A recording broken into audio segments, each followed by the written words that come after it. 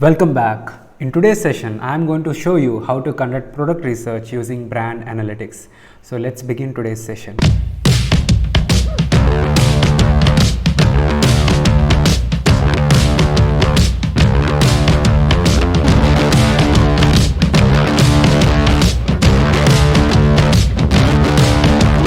Alright guys, I hope all of you are able to view my screen. In order to perform this exercise, you need access to brand analytics.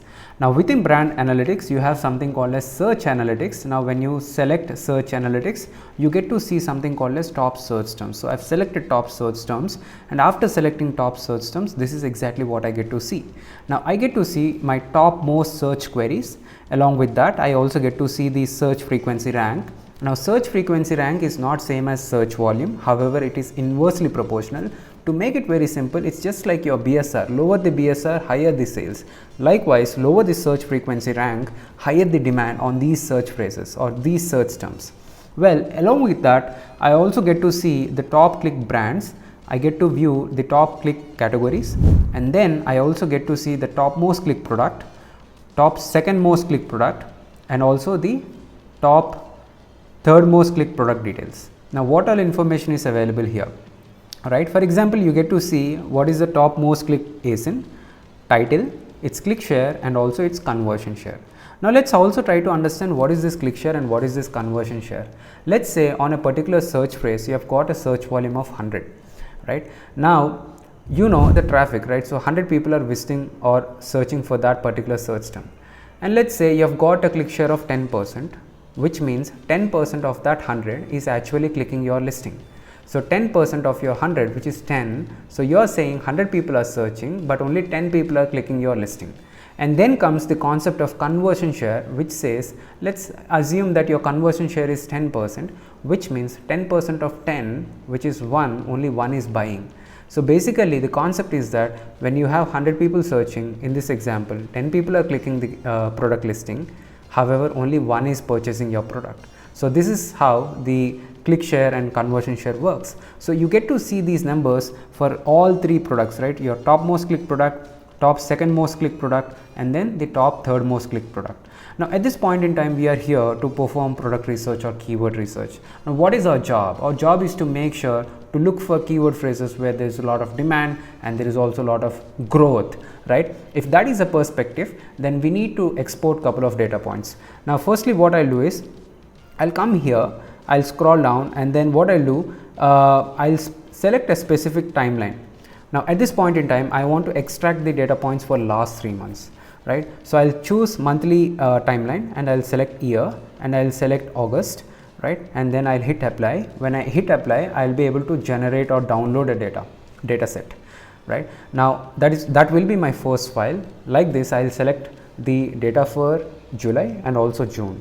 So, right, so basically what I want to do is I want to export the data set for the last 3 months, monthly data for last 3 months. Now understand one more thing. Now when we export these excels, they are very heavy, so it may make your machine a little slow. So for our learning purposes, I've already downloaded those files, and I've also performed all the number crunching exercise at the back end. So today what I'm going to show you is a summary of the entire exercise. Right now what we will do is that so we will try to understand the metrics which are available in this Excel spreadsheet. What I've done is I've made a note of all the search terms, and then I've also made a note of a sum of conversion ratio. What is the sum of conversion ratio? Now if you come to brand analytics, let's assume that this product has got a conversion share of 10%. Now the second product has got a conversion share of 10%. Likewise, the third product has also got a conversion share of 10%. Now in this case, when I sum up conversion share of first product with second product and then third product, in this example the total collective conversion share is about 30%. Now this is exactly where I am performing market domination analysis. Now when you specifically search for a search phrase on Amazon.com or a keyword on Amazon.com, right? Let's say garlic press. When I search for garlic press, I get to see so many listings. Now I want to make sure all my competitors or the sales in the market are evenly distributed between all the competitors, right? Let's ignore the sponsored ads which are over here. and then you have so many other organic listings, you don't want to get into a situation where only the first and second and third guy are making most of the sales and the rest are not making any sales. You don't want that situation to happen, and this is exactly why you are performing this exercise or this check, sum of conversion ratio. When you sum up the conversion ratio of your top 3 products, you want to make sure that number is under 40%. Right. So that will be my first metric, and then what I've done is I've just applied a simple VLOOKUP formula in order to get my search frequency rank for June, and then likewise I have also put the numbers for July, and I also have put up the numbers for August. Now what I've done is for August, when you are exporting this data for the first time, you get to see lakhs and lakhs of data. Now at this point in time, what I've done is I've just randomly picked one particular search phrase, and then now I get to see the search frequency rank, because that is the, I'm looking into the numbers of August because that is the most latest data as per this report. Now I get to see the search frequency rank, but I don't get to see the search volume. So what I'll do is that I would randomly pick a search phrase, and then I'll use this search phrase, go to Magnet, and then paste this search phrase over there and try to assess what is the corresponding search volume.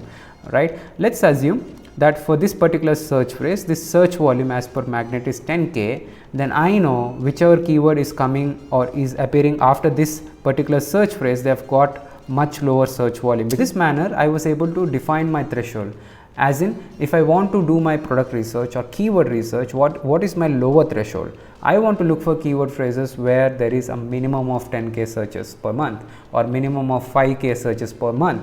So you need to know that threshold.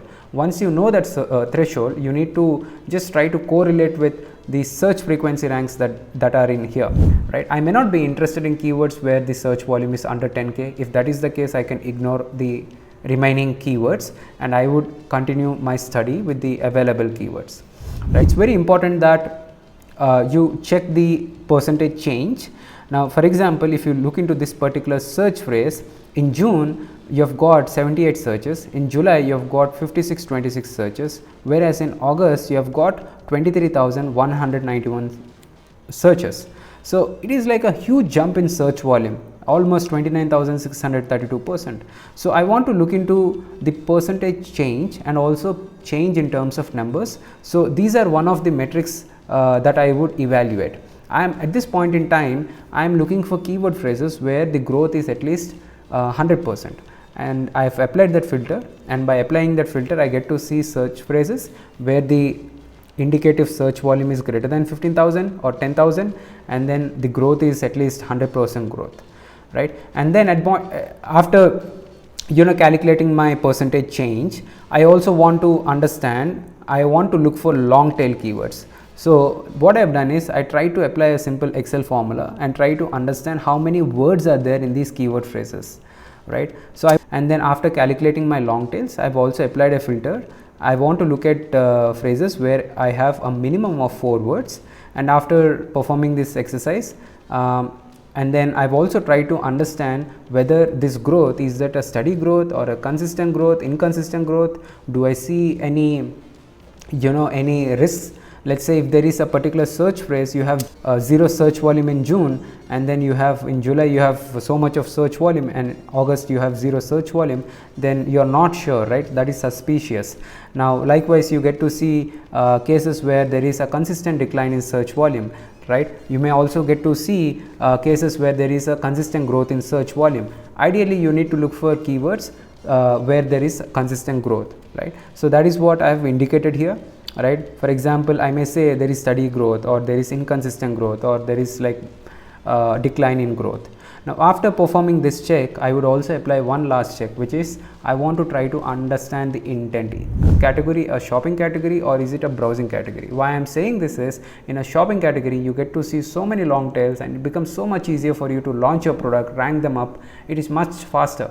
Whereas if you are selling something, if you are in a browsable niche or a browsable category, then people tend to search a lot, so which means you may not find the exact hyper relevant long tail keywords that makes you take some time in order to launch your products, right? Because you don't have your defined generic long tail keywords, right? So this is also one more check which I would do. In addition to this, what I'll do is I'll also go to growth. For example, if I'm interested in this particular keyword phrase, I would pick this keyword, I would go to within Seller Central, I go to growth. Now within growth you have something called as marketplace product guidance. You also get to see what is the median conversion ratios in the market. You also get to see what is the return ratio in the market.